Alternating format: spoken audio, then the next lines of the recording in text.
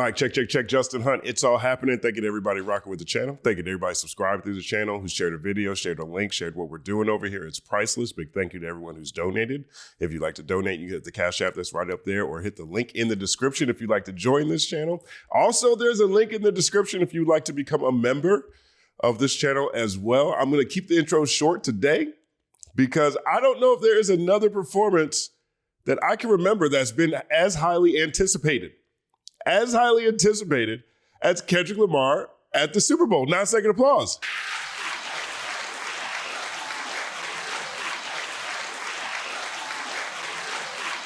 Word up.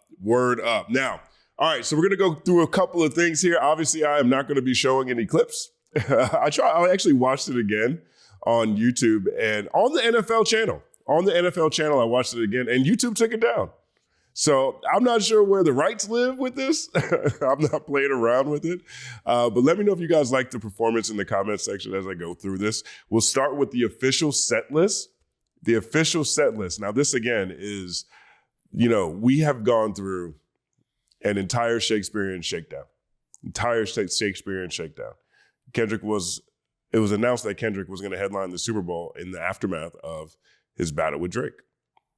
Since then, he has gone on to release a record-breaking album, GNX. He swept at the Grammys, taking home Song of the Year and Record of the Year for Not Like Us. And so in a lot of ways, this is the last major national look I think that we'll see around Kendrick Lamar since his battle with Drake.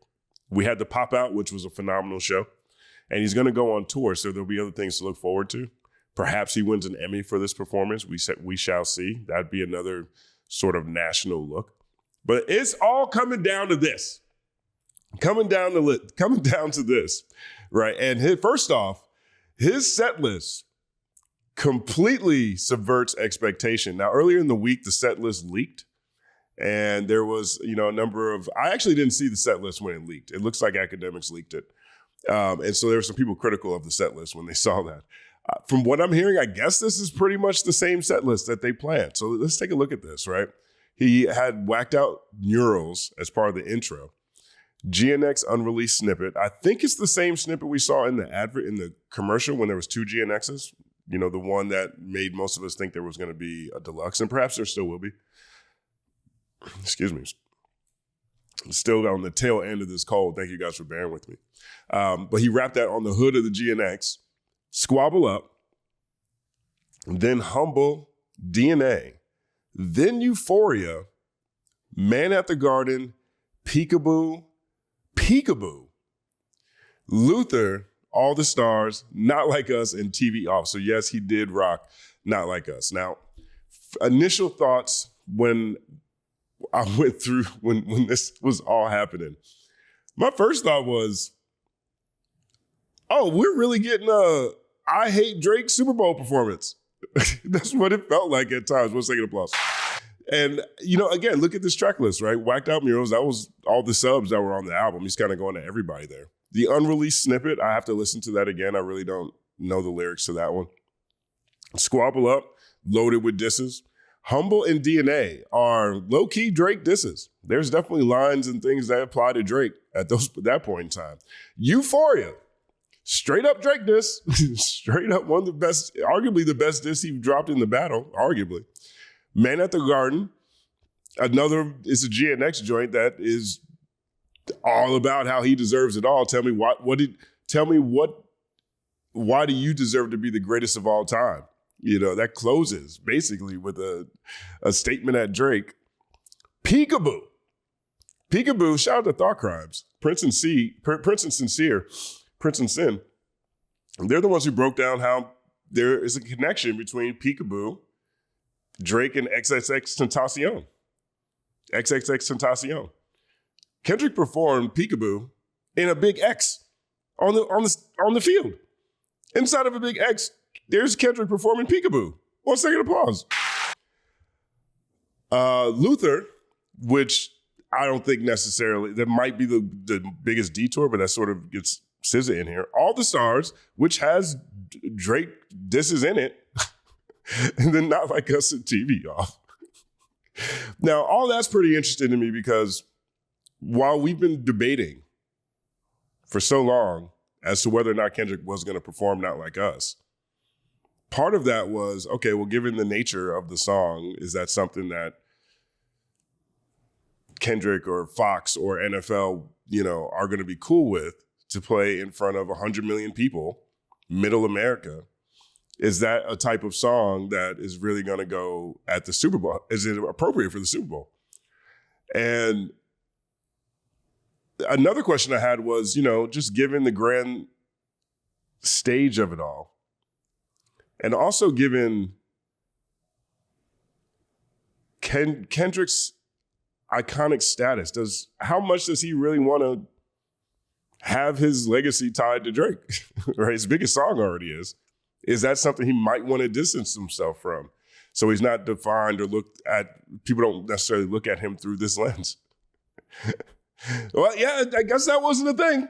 I guess he wasn't considering that at all, because this entire set list can be viewed through the same lens. And so there's a bunch of moments in here. We're going to go through some of them, but this was a very unpredictable track list. And it leans heavily into largely his GNX music, which I loved. Actually, I was a big fan of that, So we'll go through this.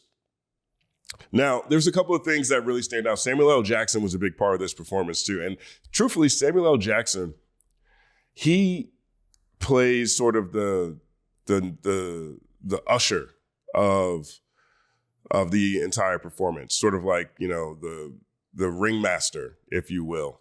Uncle Sam, here's a picture of him here. Here's how he's dressed.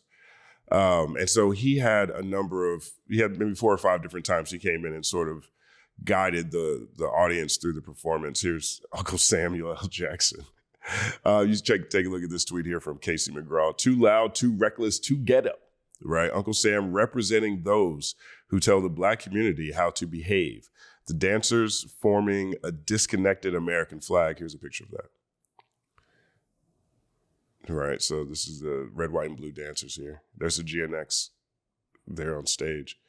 The imagery, the cultural significance and relevance, and absolute work of art here, Kendrick Lamar, man. So, I mean, that's part of what Samuel L. Jackson was there to do. And if you really follow his commentary throughout the performance, he really sort of lets the audience know, in my opinion, why some of these songs are selected, right? So, he opened up with the GNX, rapping on top of the GNX with the unreleased track. Then he gets to squabble up, and then Samuel L. Jackson comes out and says, "Too wild, too reckless, too ghetto, Mr. Lamar, do you really know how to play the game? Do you really know how to play the game? This is the Super Bowl. This is Pepsi, this is Fox, this is Middle America. This is where you play your hits. This is where you play your melodies. This is where you bring out your big marching bands. This is where you really lean into the grand scale of it all." And those first couple of tracks, Squabble Up is a hit, of course, but like, generally speaking, at this part of the performance, Kendrick was not playing the game. And Samuel L. Jackson lets you know that was intentional. This is part of the message that Kendrick wanted to convey here. So there is another part that Samuel L. Jackson comes back in and he says, "I see you brought your homeboys with you. The old culture cheat code. Scorekeeper deduct 1 life. The old culture cheat code." 1 second applause. Now that is a criticism that has now been levied at Kendrick too during this battle. There were people on the other side who said that Kendrick only won because he brought in broader culture. Culture is some people are calling the use of culture, racist or prejudice. You know what I mean? And so Kendrick leans right into that here with Samuel L. Jackson. He says again, I see you brought your homeboys with you. The old culture cheat code. Scorekeeper deduct 1 life. And truthfully, that was actually a pretty cool moment too, where Kendrick does that, right? So here is what it looked like. Right after this picture right here, this is where Samuel L. Jackson comes in and says that. And so you have all these cats right here. To me, it looks like a salute to New Orleans, to the Hot Boys, really. Like, this looks like some of the early Hot Boy covers. Everybody's got gold teeth, and this was a doo-wop rendition of Man at the Garden. A doo-wop rendition. It was really cool. Visually, it's stunning. But right after this, Samuel L. Jackson says, I see you brought your homeboys with you. The old culture cheat code, So, and then Samuel L. Jackson comes in again right before Luther comes on. He says, you done lost your damn mind, right? And I think when he does that is after Peekaboo, if I'm not mistaken. And when he performed Peekaboo, this is what the stage looked like. He performed Peekaboo, the song with illusions about Drake having something to do with the passing of XXXTentacion. He performs that on the Super Bowl stage inside of a gigantic X. Inside of a gigantic X. 1 second applause. Now, this is what I mean, right? I mean, you see the imagery that he is putting out here. Samuel Jackson is ushering the audience through all of this. But I did not have Kendrick Lamar performing Peekaboo inside of a giant X at the Super Bowl on my which songs Kendrick will perform at the Super Bowl scorecard, okay? I did not have that. And so this whole thing, one way or the other, is the target of this performance is very loud and very clear. Very loud and very clear. All right, and then then we get Luther and All the Stars with SZA, and Kendrick and Samuel L. Jackson comes back on again, and he says, "That's what I'm talking about. That's what America wants. Nice and calm. You're almost there. Don't mess this up." Right. So Samuel L. is basically commentating on how this performance is not what America is expecting. It's not what America is expecting, and it's built into the show. Kendrick went into this presumably intentionally subverting expectations, and so Samuel L. Jackson was a crucial part of the show here. There's another part. So there's a couple of things that just really funny moments where sort of transitions. Kendrick teases Not Like Us throughout the entire performance. He teases it. He shows up with a couple of dancers and he says, "I want to do their favorite songs, but he says, I want to do their favorite song, but he liked to sue." 1 second applause. So, and then there's another part where he says this, I tweeted this earlier. You try to rig the game, but you can't fake influence. You can't fake influence, right? So again, this is another allusion to the the difference between him and Drake, so to speak, right? This whole performance was really lathered in it. Now, here's a theory from KB Toe to Toe. The Bay guys in the white t-shirts and blue jeans represented the culture, and they were surrounded by the USA, but stood out when Kendrick wanted them to.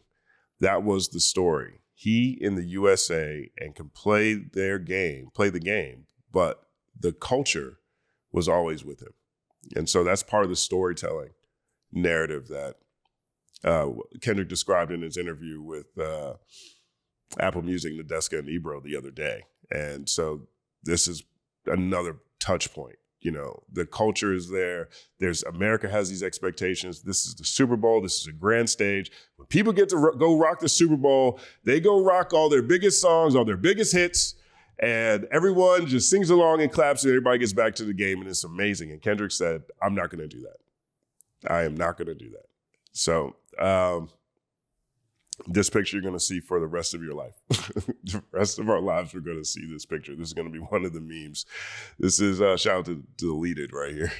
He said, "Say Drake, when I'm in Demon and about to pack you out, I'm going to start posting this. Y'all know what time I'm on, right?" This is exactly what Deleted is going to post this quite a bit, and a lot of people will. But this is the moment where he did Not Like Us.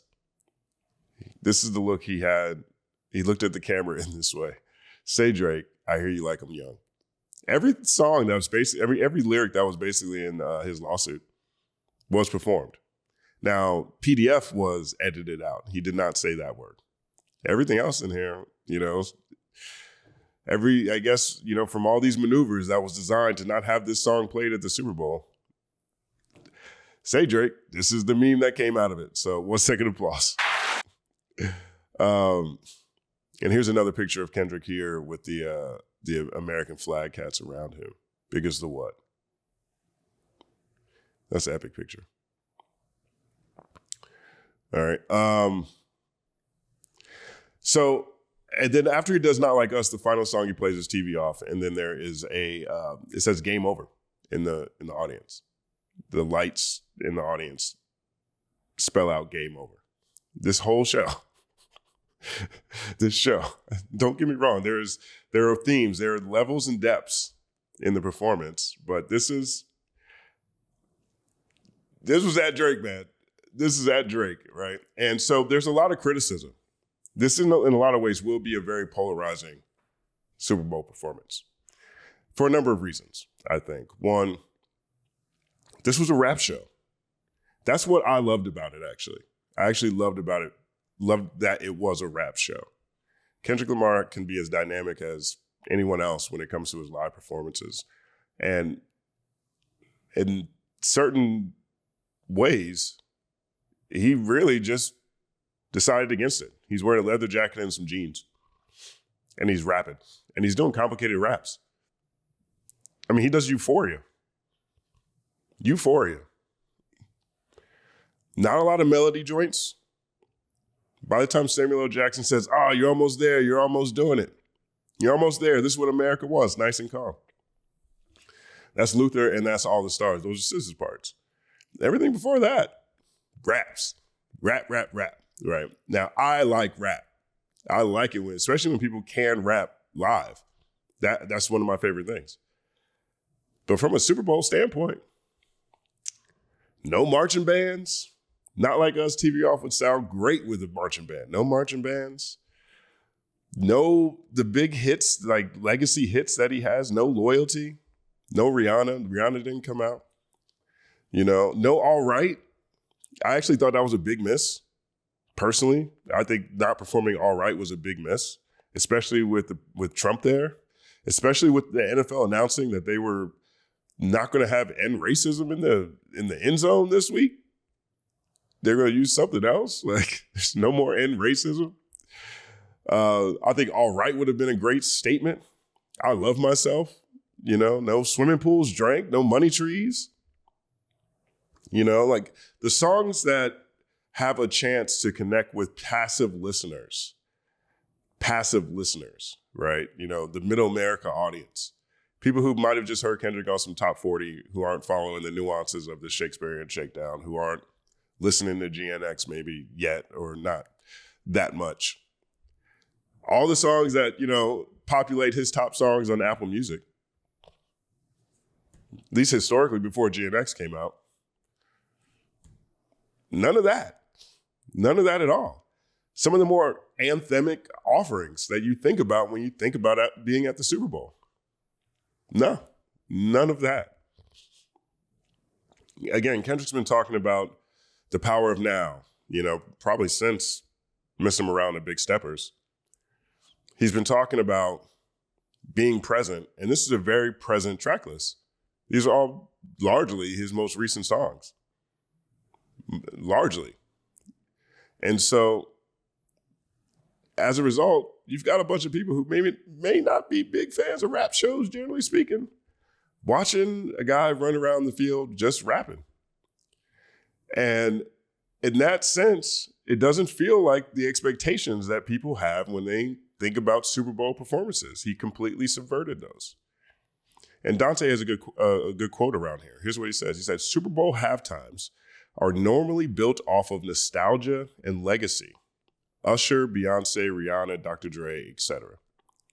Maybe that's why Kendrick's felt kind of flat to me, because it was a GNX performance and not a real catalog celebration. I mean, I think that's a fair description. It's not a catalog celebration. It's a GNX performance, and it's a set list that is, hopefully, in my opinion, closing out this chapter with Drake.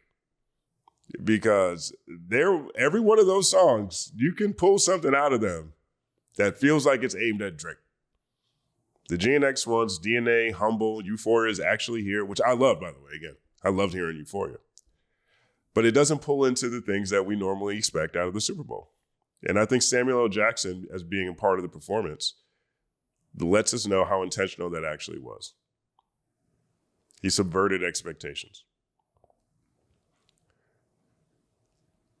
Here's a post from King Wow.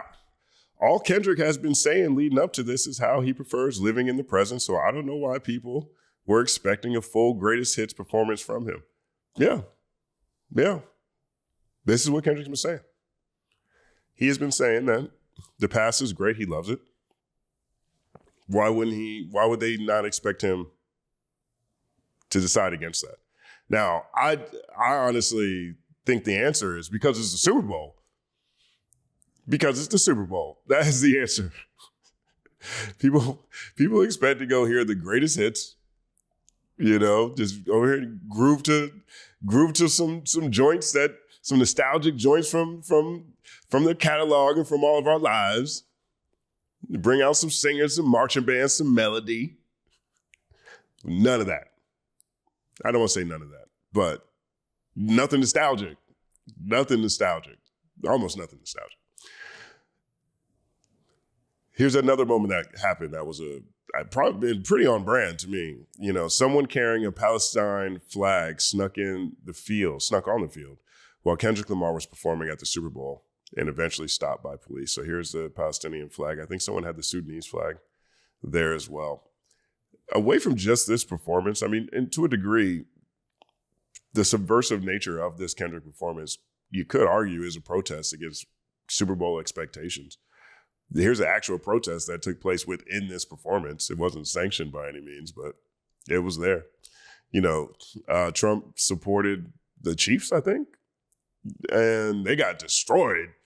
So watching Jalen Hurts and the Eagles run wreck shop over MAGA Mahomes, this whole experience kind of felt like a protest. The whole thing kind of felt like a protest. We're at a very tenuous point in society. And this Super Bowl, in a lot of ways, had a fight the power kind of energy to it. And here's an image of the Palestinian flag. This was a cool moment too. Here's Kendrick Lamar backstage celebrating after his performance. Let's take a look.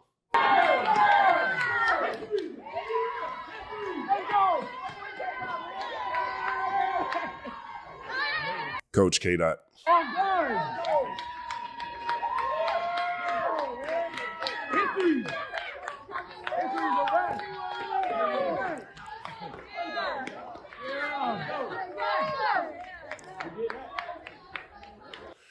Coach Kendrick Lamar, 1 second applause.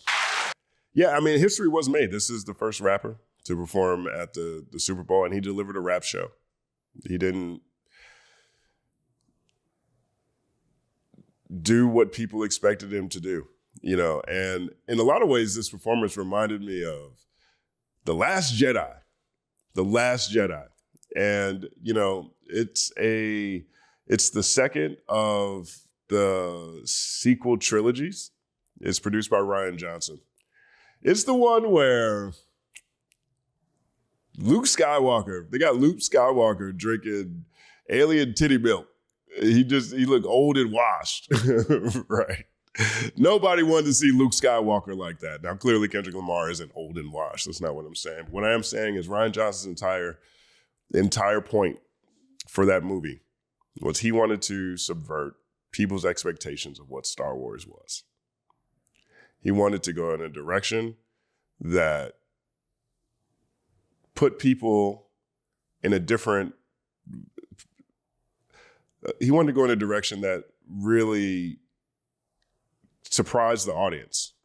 He had a different message about where Star Wars needed to go. And he took a risk. Now, that's a very polarizing Star Wars movie. That whole sequel trilogy really isn't the best Star Wars, to be honest. But of those three, that one right there, I've noticed has a very passionate, very strong fan base and also has a ton of detractors. And it's that subversive nature of that Star Wars that puts people on the polls as to whether or not it was dope. I love this Kendrick Lamar performance because I like rap shows. I like the risk-taking elements. I like that he decided that he wanted to tell a different kind of story. And he didn't care that it was a Super Bowl. He wanted to express his priorities, and he wanted to flex his priorities regardless. I like GNX, so I like these songs. I like the fact that I got to hear Euphoria. All those things are great to me. I think this is Jay-Z's last Super Bowl. I think his contract is up. He had a 5-year, $25 million contract with the NFL to do this. So in a sense, this is the last of at least the Rock Nation produced Super Bowl performances. And they went out with straight hip hop. Some straight hip hop. I love that too. I love that too. But if I'm someone who's expecting to see Kendrick Lamar's greatest hits on the Super Bowl stage, I am very disappointed. If I went in there thinking I was going to hear Money Trees, All Right, Loyalty with Rihanna, if I was going to hear Swimming Pools Drank, if I was going to get some marching bands, maybe some melodies, some instruments, like a typical quintessential Super Bowl experience, if I thought that's what I was going to get, I am very disappointed because Kendrick had a whole different message, a whole different story, and he was on a whole different type of time. And I think it's very brave to take a moment as big as this and have it lean so heavily into a rap beef. I think that is brave. Because one of the things, again, like I said in the beginning, was I questioned how much Kendrick really wanted his legacy to be tied to Drake. Not Like Us is a massive song. And when he dropped Watch the Party Die, that was one of my points. One of my points was like, well, what do you do after you drop Not Like Us? You drop something 180 degrees away, okay? You don't try to remake Not Like Us. That song is too big. And now with the lawsuit that's around it, and now with, and now that it's the Grammy victory song,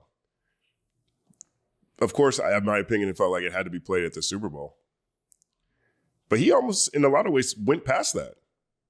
He went past just playing Not Like Us. And he put together a set that can be taken as doing everything he can to put as many nails in Drake's coffin as possible. And so, in a sense, we now have Not Like Us is the first Grammy-winning rap song, Grammy-winning diss track. And now we have a Super Bowl performance that's that's the first almost all diss track Super Bowl performance. And that was something I did not expect to see from Kendrick Lamar, especially with how much he's been talking about how he wants to leave the past in the past. So perhaps this is the completion of the Shakespearean shakedown, because I really don't know what is left he can say or do to torment Drake anymore. I think that this Super Bowl performance will go down in history. And in a lot of ways, like The Last Jedi, it will be looked at as a very, very polarizing experience. So we shall see what the news brings tomorrow when it comes to this, how the conversations will be arced. But there was nothing about this that was conventional from a Super Bowl standpoint. And honestly, that's my favorite part about it. I'm down with subverted expectations. I'm down with dope rap. That's my favorite thing about it. And he gave a dope history-making rap, stadium-sized rap show during the Super Bowl. And I don't think any of us expected to see what we saw. Let me know what you think about it in the comment section. My name is Justin Hunt. Like, subscribe to the channel, follow at The Company Man on everything. It's all happening.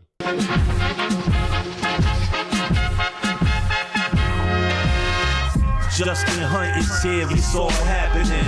Justin Hunt is here, it's all happening. The mathematical breakdown of this mighty game of rap we in. It's boom bapping in. Systematical culture views, it's radical, it's all happening. Shaking hands and dapping it. Life through the lens of hip hop, from trip hop to yes, yes, dog. You don't stop, you don't stop. Justin Hunt is here, it's all happening. It's all happening, yes, it's all happening. Justin Hunt is here, it's all happening. It's all happening, yes, it's all happening.